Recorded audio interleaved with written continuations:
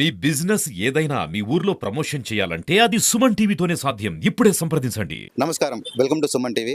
ప్రస్తుతం మనం మహబూబాద్ జిల్లా కొత్తగూడెం మండలంలో ఉన్నాము. ఇక్కడ ఉన్నటువంటి ఒక వ్యక్తి కరుణాకర్ అని, తను ఎంఏ ఎకనామిక్స్ చేశారు. నిరుద్యోగ సమస్య వల్ల తను బజ్జీల బండి పెట్టి తన ఆర్థిక సమస్యలని తను తొలగించుకుంటూ తను ముందుకు వెళ్తున్నాడు. ప్రస్తుతం మనతో పాటు కరుణాకర్ ఉన్నారు. కరుణాకర్ని అడిగి తెలుసుకునే ప్రయత్నం చేద్దాము.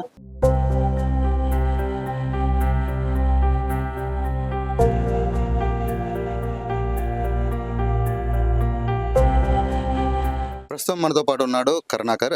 కరుణాకర్ నమస్తే. నమస్తే అండి. ఏం చదువుకున్నావు కరుణాకర్? నేను ఎంఏ ఎకనామిక్స్ మహాత్మా గాంధీ యూనివర్సిటీలో చేశాను. మహాత్మా గాంధీ క్యాంపస్లోనా లేదా బయట? మహాత్మా గాంధీ క్యాంపస్లోనే చదివాను.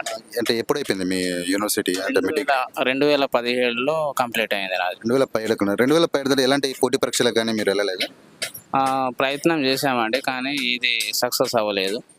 ఎందుకంటే కోచింగ్ సెంటర్కి వెళ్ళకపోవటము, ఇంకొకటి ఏంటంటే బుక్స్ కొనడానికి డబ్బులు లేకపోవటము, ఆర్థిక సమస్య వల్ల మేము చదువుకోలేకపోయాం. అంటే ఈ మధ్యకాలంలో ఎప్పుడైనా పోటీ పరీక్షలకి మీరు వెళ్ళారా? లేదండి, ఎందుకంటే ఈ కాంపిటీషన్ ప్రపంచంలో ఏమి చదువుకోకుండా ఏమి చేయకుండా వెళ్తే మనం డబ్బులు ఆన్లైన్ సెంటర్ కూడా అవి కూడా మనకు ఇబ్బంది ఉంటుంది కాబట్టి మేము ఏం చేయలేకపోయినాం. ఓకే, అంటే ఇటు చదువుకుంటూ ఈ వృత్తిని, అంటే నీ పనిని ఒక వృత్తిగా భావిస్తూ రోజు చేసుకుంటూ ఉన్నావు ఈ బజ్జీలు వేయడం అనేది. అంటే ఇది ఎన్ని సంవత్సరాల నుంచి వేస్తున్నావు? ఈ మధ్య కాలంలో స్టార్ట్ చేశానండి. అది కొన్ని సంవత్సరాలు నేను ఆన్లైన్ సెంటర్ కూడా నడిపించిన. ఆ తర్వాత మా అమ్మ చనిపోవడం తర్వాత ఇక మేము కొంచెం ఆర్థికంగా వెసులుబాటు అవ్వలేదు. ఆ తర్వాత ఇక నేను వేరే ఈ బండి, ఈ యొక్క మిర్చి బజ్జీలు, వెజ్ గారెలు ఇలాంటివి చేసుకుంటూ నా జీవనాన్ని కొనసాగిస్తున్నా. ఎంఏ ఎకనామిక్స్ చదివి ఒక పట్టభద్రుడు అయి ఉండి ఈ పని చేయడంలో ఎలా ఫీల్ అవుతున్నారు? ఓకే అండి, పర్లేదు. ఎందుకంటే ఏ పని లేనికంటే ఏదో ఒక పని చేసుకొని బ్రతకడం చాలా మంచిదని నేను సాటిస్ఫాక్షన్గా నేను ఫీల్ అవుతున్నా. అంటే ఎందుకు నేను ఇది అడిగానంటే, ఇప్పుడున్నటువంటి యువత నిరుద్యోగ సమస్యతో చాలా ఎదుర్కొంటుంది. ఈ సమస్య వల్ల యువత అనేవారు సోమరితనానికి అలవాటు పోయి అదే పక్కదారులు తొక్కి, అంటే గాంజా అనే డ్రగ్స్ అని వీటికి అలవాటు పడుతున్నారు. బట్ ఇలాంటి వారికి మీరు ఆదర్శం అన్నమాట. అందుకనే ఈ వృత్తిని ఎంచుకోవడానికి, అంటే ఈ వృత్తిని ఎంచుకోవాలని పర్టికులర్గా మీరు ఎంచుకున్నారా, లేకపోతే దీంట్లో నీకు సాటిస్ఫాక్షన్ అనేది ఉందా? ఇది యువత గురించి ఏంటంటే, ఈ యొక్క పని నేను చేస్తున్నాను ఎందుకంటే నాకు మంచిగా అనిపిస్తుంది, సాటిస్ఫాక్షన్ వస్తుంది. ప్లస్ నాకు ఆర్థికంగా కొద్దిగా సపోర్ట్ దొరుకుతున్నది. నాలాంటి యువత పెడదారిన పట్టకుండా ఉండడం మంచిది. ఎందుకంటే ప్రతి ఒక్కరికి ఏదో ఒక నైపుణ్యం ఉంటుంది.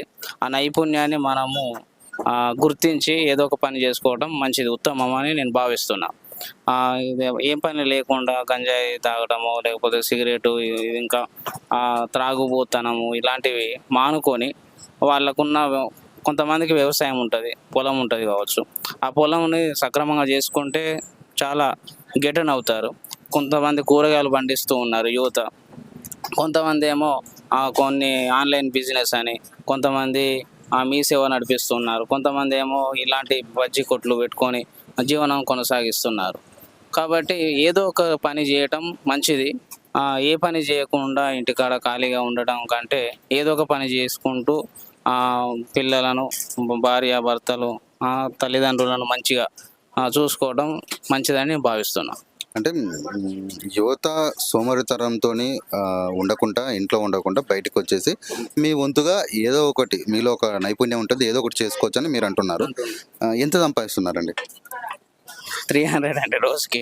డైలీ వేజా? Daily wage. మీ షాప్ సొంతం కాదు? షాప్ సొంతం కాదని నేను వేరే వాడి దగ్గర పనిచేస్తున్నా. అంటే షాప్లో మీరు పని చేస్తున్నారు డైలీ?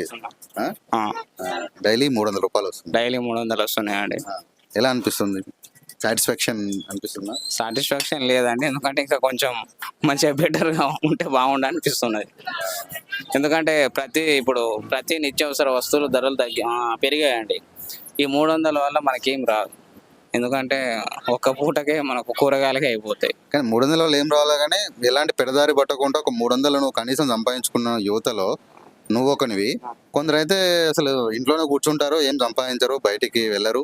నాకు ఇదే వచ్చు అని చెప్పేసి, నాకు ఇంతకంటే ఏం రాదని చెప్పేసి అలాంటి వాళ్ళు కూడా ఉన్నారు. అలాంటి వాళ్ళతో మీరు పోల్చుకుంటే మీరు బెటర్ ఇంకా.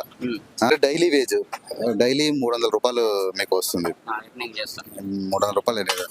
నాన్న వాళ్ళు కానీ అమ్మ వాళ్ళు కానీ మీకు ఎంతమంది పిల్లలు, ఎంతమంది అంటే అక్క చెల్లెళ్ళు? మాది మాకు నాన్న ఉన్నాడండి, ఆయన ఆటో డ్రైవరు, ఆటో నడిపిస్తున్నాడు.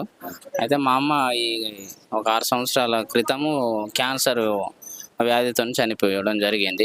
అంతకుముందు మా తల్లిదండ్రులు ఇలాగ చిన్న హోటల్ పెట్టుకొని టిఫిన్స్ ఇట్లా ఫాస్ట్ ఫుడ్ కొంచెం ఇవన్నీ చేసుకుంటూ మమ్మల్ని పీజీ వరకు చదివించారు. అయితే నాకు ఒక తమ్ముడు ఉన్నాడు, ఆయన కూడా డిగ్రీ కంప్లీట్ చేశాడు. మా చెల్లి ఎంఎల్టీ. ఏం చేస్తారు తమ్ముడు చెల్లెలు? మా చెల్లి ఎంఎల్టీ చేసింది, ఇప్పుడు ఆమె ప్రైవేట్గా నర్సుగా చేస్తూ ఉన్నది. మా తమ్ముడు కూడా డిగ్రీ చదివాడు, అతను కూడా జాబ్ కోసమని ప్రయత్నాలు చేస్తూ ఉన్నాడు. మరి ఎందుకు అంటే మీరు పట్టభద్రులై డిగ్రీ ఉండి ఎంఏ ఎకనామిక్స్ ఉంది అంటే నిరుద్యోగ సమస్య వల్ల నోటిఫికేషన్ ప్రభుత్వం ఇవ్వక మీరు నిరుద్యోగంలో ఉన్నారా, లేదా మీ దగ్గర నైపుణ్యం లేకనా? మా ఒక పరంగా గవర్నమెంట్ కూడా కొన్ని నోటిఫికేషన్ ఇవ్వకుండా ఉండటం వల్ల. అంటే మీ స్ట్రీమ్లో లేవా? మా స్ట్రీమ్లో లేవు, వేరే స్ట్రీమ్స్లో వస్తున్నాయి. ఇప్పుడు ఏంది నర్సు అని, పోలీస్ శాఖ, ఇలాంటి కొన్ని జాబులు ఇస్తున్నారు, గ్రూప్స్ అని ఇవన్నీ వస్తున్నాయి. ఏంటంటే టీచింగ్ జాబ్స్ అవి ఎప్పుడు వస్తాయో తెలియదు. కొన్ని టెట్ అంటున్నారు, డిఎస్సి అంటున్నారు.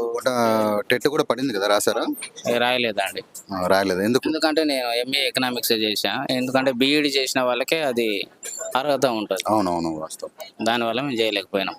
నెక్స్ట్ ఏంటి ప్లానింగ్స్? అంటే ఇప్పుడు ఎంఏ ఎకనామిక్స్ అయిపోయింది, నెక్స్ట్ పిహెచ్డి కానీ ఏ విధంగా ఏ రూట్లో వెళ్ళాలనుకుంటున్నారు? నేను పిహెచ్డి ఏం చేయదలుచుకోలేదండి, ఎందుకంటే ఈ ఆర్థిక సమస్య వల్ల నేనేమి చేయలేకపోతున్నా. ఎందుకంటే వయసు పైబడుతుంటే పెళ్ళయిందండి?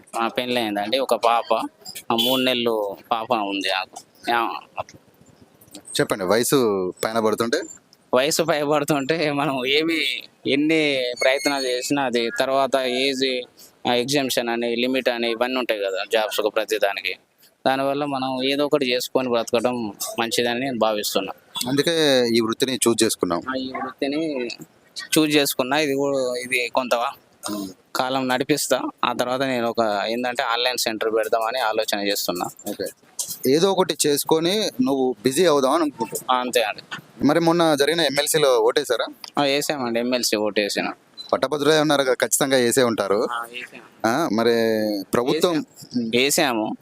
ఒక విషయం ఏంటంటే నా యొక్క సజెషన్ ఏంటంటే ఒక నిరుద్యోగ భృతి ఇస్తే బాగుండు.